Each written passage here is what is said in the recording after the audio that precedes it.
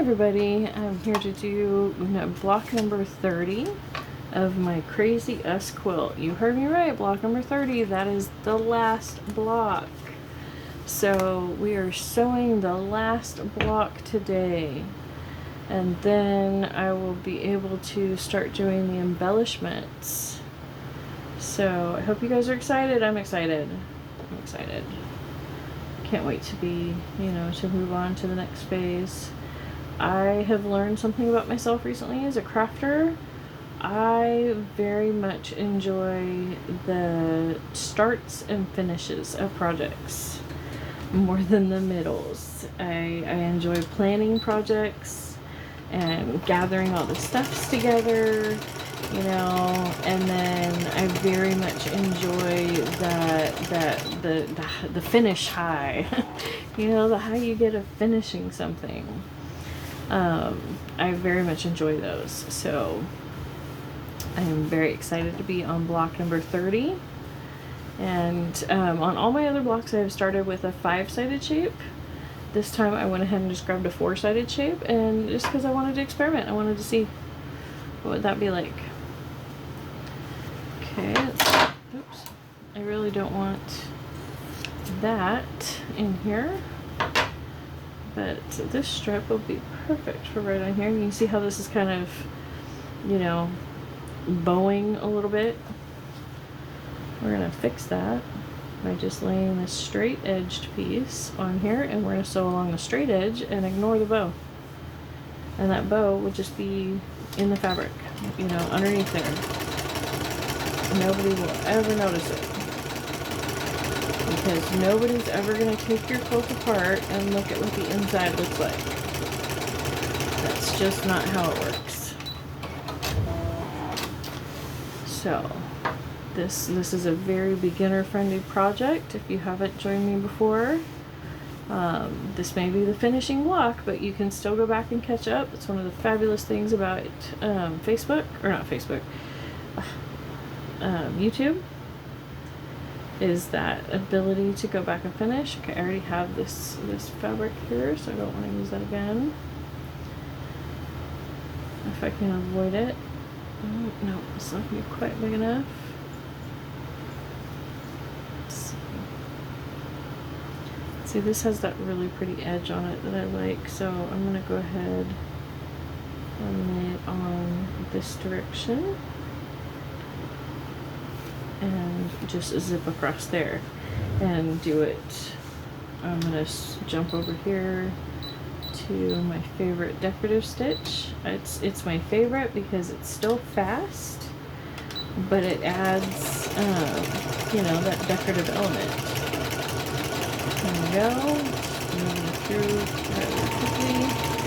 If you're having trouble with a decorative stitch, I would highly recommend checking your speed, checking your tension, but also your needle. You might need a sharper needle.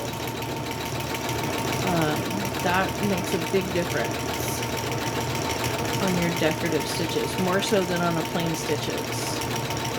And I have learned that I can really crank that one up and have it still come out nice.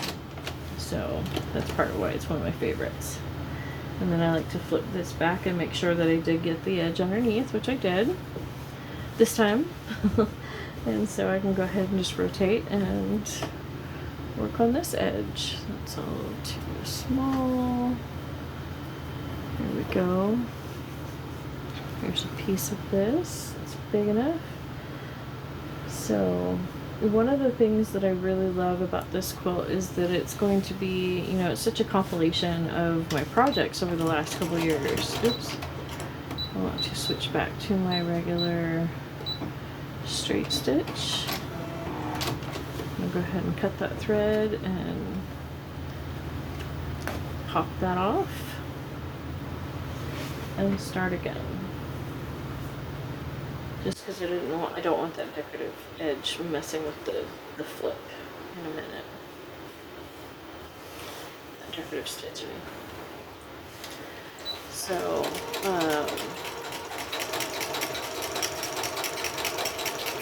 But yeah, this is going to be such a, it's such a compilation of the last few projects that I've made. And that's one of the things I love about it, because it acts as a memory quilt, for you as the quilter, of all your sewing projects. And I don't know about you guys, but I know as a quilter, I struggle to make time to make myself a blanket, and so that's part of where these came from, because it gave me a reason, I guess, if you will, to go ahead and make myself something, because it was a way to use up the scraps. It was a good reason, not just a reason. It was a good reason, to make something for myself, where I really felt like I was being economical with my fabrics and, all of that stuffs that we worry about as crafters. Let's see. There's the edge. The edge is right there, so as long as I overlap that, I don't need to go all the way to the edge of the foundation fabric, because I will trim it back. Which you will see in another video. That will be my next video, is the trimming of the last 5 blocks. And then the following video after that will be when I go back and I embellish. I talk about the embellishing that I'm going to do. And I'll figure that out later. Don't have to have that figured out today. Just take it one step at a time, and you'll get there. That's so true about so many things in life, right? Just take it slow and you'll get there. And I need something longer. I don't want to use that.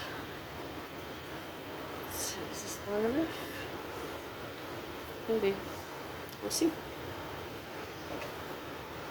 And this may be big enough to just finish up the square. Let's see, where's that edge over here? So that edge is actually way back here, so I'm going to scooch it down. And that'll help make sure it gets to this edge, yeah. That'll be fine. So, thank you so much for joining me today and coming with me along this crazy crumb crazy, that's what it is, crumb crazy adventure, crumb crazy quote.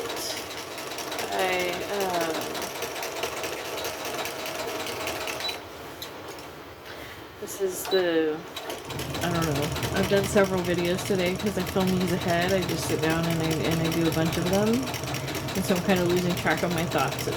I'm glad that this is the last block for the evening. And I'm not going to try and do the trimming tonight. Too sleepy for that.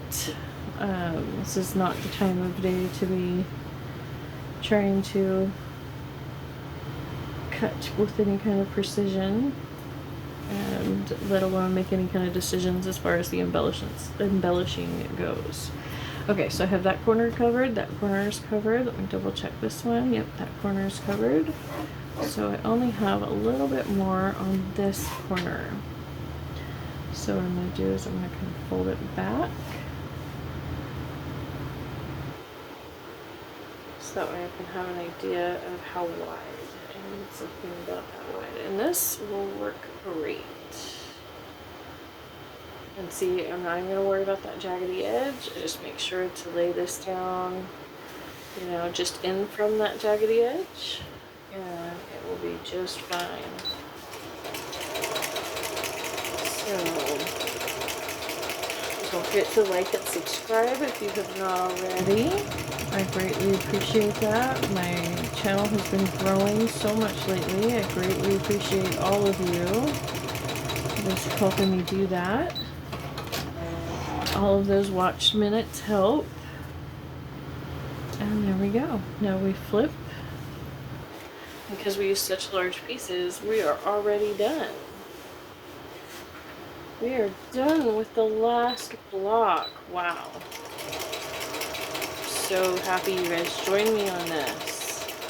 So, like I said, the next video will be the trimming of these blocks, and then we'll do some embellishments, and then I will take you guys through my joining and backing methods that I've come up with. And it's, well, I didn't come up with it, I just like combined what I was seeing on a bunch of different YouTube videos, because even though my mom and my grandma, they taught me to sew, neither of them were quilters. Neither of them made a blanket. Not with sewing.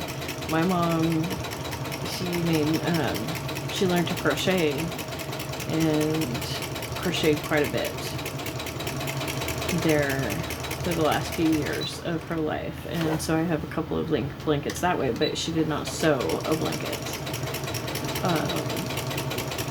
So all of the blanket and quilting knowledge that I have, I've picked up primarily from YouTube. And so not really in-person stuff. I haven't really had that person, you know, on hand to ask questions to. And so I just kind of came up with something that worked for me after watching videos of things and trying things and having it not work perfectly. And then, you know, figuring out things that did work. So thank you so much, and I can't wait to see you again.